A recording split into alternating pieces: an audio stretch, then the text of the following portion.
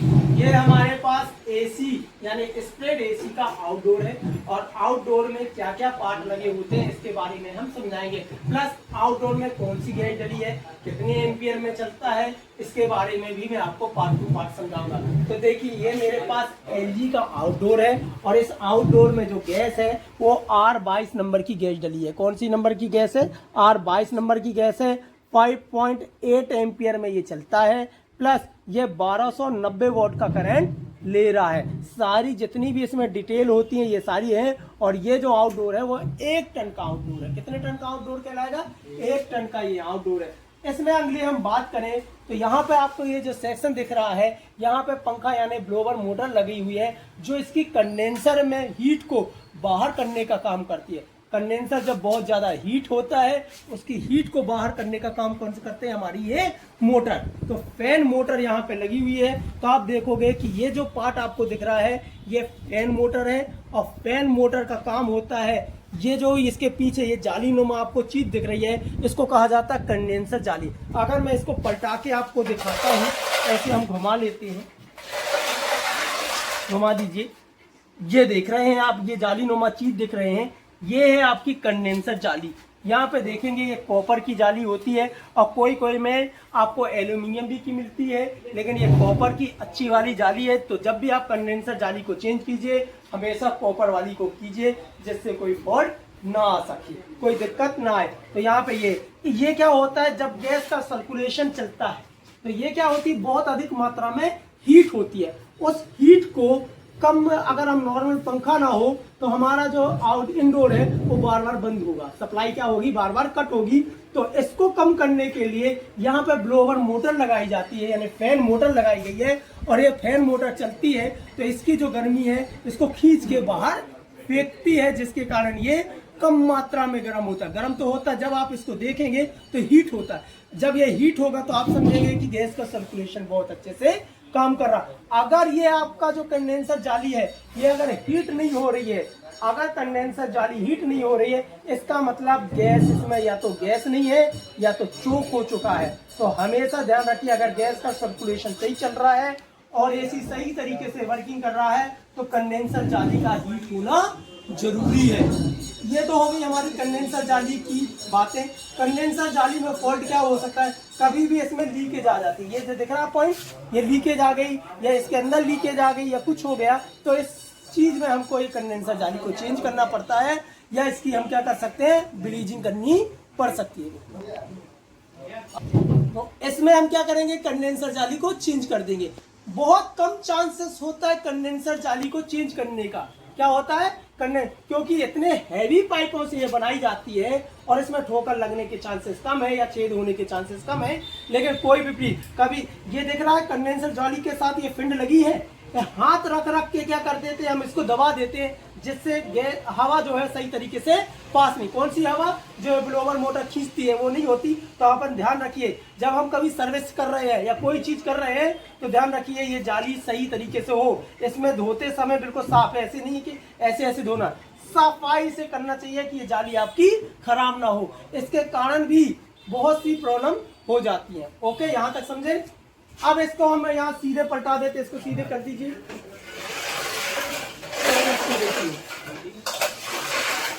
अब हम यहाँ पे देखते हैं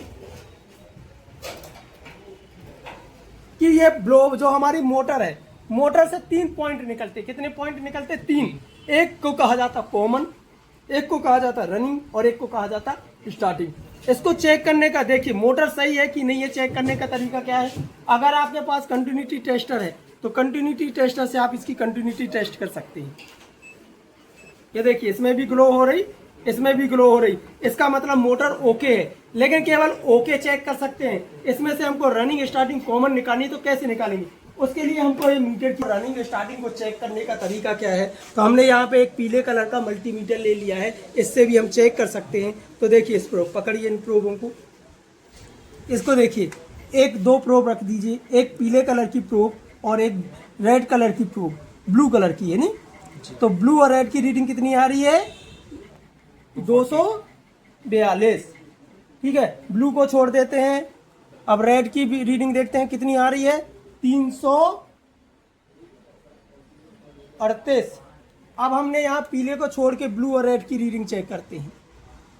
ब्लू और रेड की रीडिंग कितनी आ रही है यहाँ चेक करते हैं हम।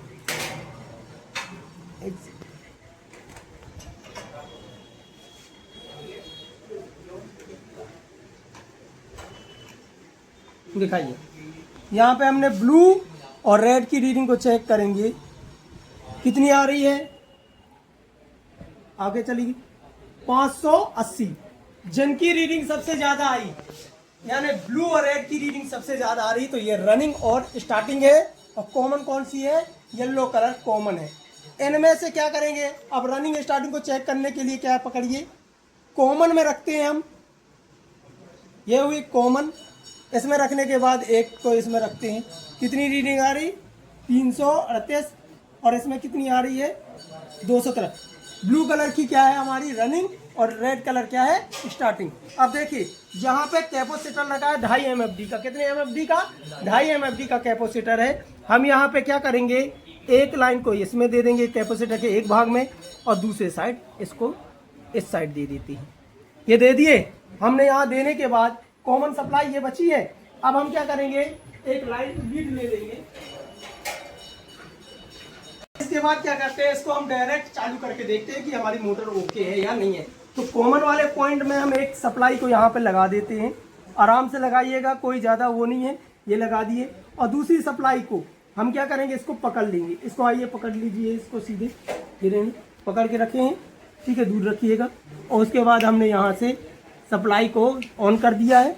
एक साइड देते हैं तो देखिए पंखा ये चालू हो गया, ये देखिए पंखा ऑन हो गया। इस साइड देते हैं तो रुकिए, ये बंद हो जाए थोड़ा, देखिए ये देखिए, ये देखिए पंखा ऑन हो चुका है। ऐसे भी आप डायरेक्ट पंखे को चालू करके चेक कर सकते हो कि प्रॉपर तरीके से वर्किंग कर रहा है या नहीं कर रहा है। टेस्टिंग आ गई, इसको बंद कर दीजिए आप। ठीक है, हमने टेस्ट कर लिया। तो ये क्या हो गया, पंखा चालू। ये क्या थी, कॉमन सप्लाई। यहां पे देखेंगे इसमें ये जंक्शन बना रहता है जिसमें आप कॉमन की सप्लाई यहाँ पे दे सकते। ये न्यूट्रल की सप्लाई आई है, और यहाँ पे जंक्शन पे आपको क्या कर देना है, ये पीले कलर की वायर को आप येलो यहाँ पे लगा दिए, तो यहाँ से न्यूट्रल आएगा और सप्लाई इसको मिल जाएगी। ओके, कोई दिक्कत।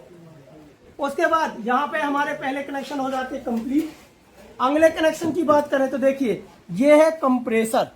एसी का ये जो दिख रहा है ये कंप्रेसर है, और कंप्रेसर से 3 पॉइंट निकलते हैं, रनिंग, स्टार्टिंग और कॉमन। कितने निकलेंगे, रनिंग, स्टार्टिंग। अगर तीनों में कंटिन्यूटी आ रही तो कंप्रेसर ओके है, प्लस इनकी रीडिंग सही आ रही तो आप रनिंग, स्टार्टिंग, कॉमन को चेक कर सकते हो। बॉडी शॉर्ट भी चेक कर सकते हो। तो यहाँ पे 1 टन का ये एसी है, तो 1 टन का ये क्या है, कंप्रेसर। कंप्रेसर से 2 लाइन निकलती हैं। देखिए ये जो पतली वाली आपको लाइन दिख रही है, ये बीच से जो निकली है, और ये जाके कंडेंसर कॉइल में लगी हुई है, इसको कहा जाता है डिस्चार्ज लाइन। कौन सी लाइन कहा जाएगा। और ये जो मोटी लाइन लगी हुई है और ये आउट वाले ऑप्शन से आई हुई है, इसको कहते हैं सक्शन। ये देखिए आउट से, ये से आई है, ये वाले से, ये क्या है, सक्शन लाइन। और सक्शन लाइन के पीछे ये जो लाइन लगी है इसको कहते हैं हम चार्जिंग लाइन। कौन सी लाइन, चार्जिंग लाइन। इस बॉल को बंद करने के लिए यहाँ क्या दी गई है, एलिंग की, ठीक है, आप बंद कर सकते हो। तो ये जो मोटी लाइन कहलाती है इसको कहा जाता है सक्शन लाइन, और इसको कहा जाता है डिस्चार्ज लाइन। तो कंडेंसर से जो लाइन ज्वाइंट होगी वो डिस्चार्ज लाइन है, प्लस पतली लाइन होगी, और जो इस मोटी वाली बॉल से ज्वाइंट है उसको कहेंगे सक्शन लाइन। ओके, सक्शन और चार्जिंग एक साथ दिखती है। ओके, इसकी हम क्या करते हैं, हम रनिंग, स्टार्टिंग, कॉमन चेक कर सकते हैं। तो देखिए जहां पे हमने क्या किया, ब्लैक को अलग कर दिया। अभी एक रेड कलर की वायर ले ली है और एक ब्लैक कलर की वायर ले ली है। रीडिंग कितनी आ रही है इसकी, 3। कितनी रीडिंग आई, 3। फिर हम ब्लैक को अलग कर देते हैं और व्हाइट कलर की वायर को ले लेते हैं। कितनी आ रही, 7, 6। फिर हम क्या करते हैं, व्हाइट प्लस ब्लैक को चेक करते हैं। कितनी रीडिंग आ रही, 4। सबसे ज्यादा रीडिंग किन में आई थी हमारी, रेड और व्हाइट में। ये देखिए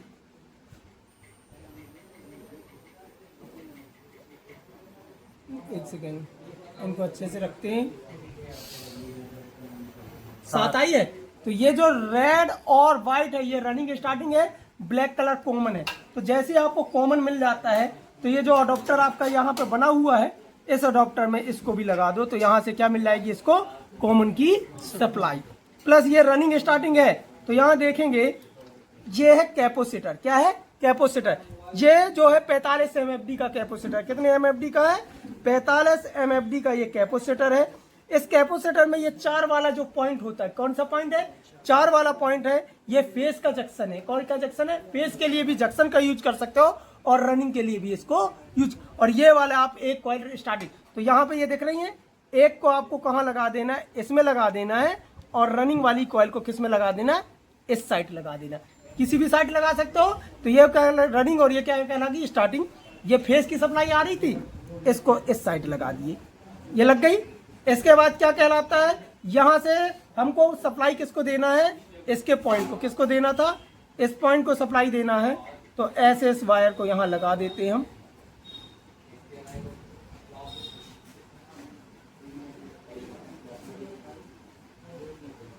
ऐसे एडॉप्टर लगा सकते हो आप, ठीक है।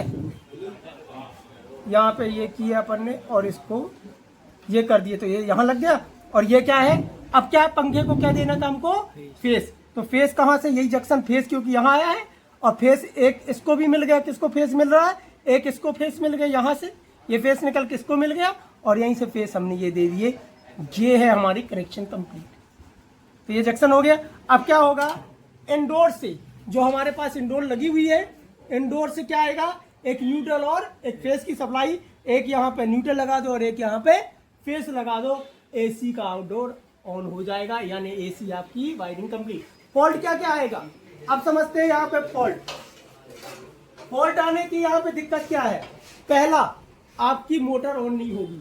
अगर मोटर ऑन नहीं हो रही तो रनिंग स्टार्टिंग कॉमन चेक कीजिए, मोटर की तीनों की कंटिन्यू। अगर खराब हो चुकी है तो उसको चेंज कर दीजिए। इसकी प्रॉब्लम क्या होगी, अगर ये मोटर नहीं चलेगी तो आपका एसी बार बार ट्रिप होगा। क्या होगा, ट्रिप होगा। उस स्थिति में मोटर, या अगर मोटर स्लो हो जाएगी, क्या हो जाएगी, स्लो हो जाएगी, तो कैपेसिटर क्या हो चुका है, वीक। कैपेसिटर को आपको क्या करना है, चेंज करना है। तो क्या होगा, अगर ये कैपेसिटर वीक होगा तब भी क्या होगा, कॉइल अच्छे से ठंडा नहीं कर पाएगा, तो बार बार क्या होगा, एसी आपका ट्रिप होगा। ठीक है, ये थे हमारे एसी के फॉल्ट। इसके आगे आपको दिखना है।